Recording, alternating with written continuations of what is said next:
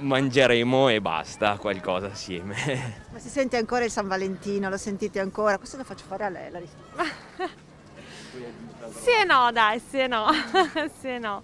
Si cerca sempre comunque, sì, dai, sì, bisogna. Non posso far niente perché non avendo trovato la mia lei, E allora approfittiamo, ne lanciamo un appello alla lei.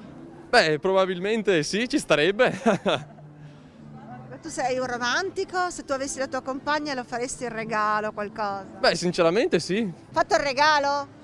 Noi in realtà non festeggiamo San Valentino, siamo contenti così, siamo innamorati ogni giorno, per cui vediamo, casomai facciamo qualche pranzetto, qualcosa del genere, di semplice. Perfetto. Te sei contenta di non festeggiare San Valentino? Sì, sì, io sono d'accordo su queste È una festa superata. Secondo me sì, poi comunque se uno è innamorato dovrebbe festeggiare ogni giorno. Siamo innamoratissimi sempre a vita, quindi sicuramente con la moglie cercherò di festeggiarlo nel miglior modo possibile. In epoca che viviamo, sai cosa gli ho regalato? Il rinnovo dell'assicurazione dell'automobile. Ho detto è poco romantico, ma molto efficace.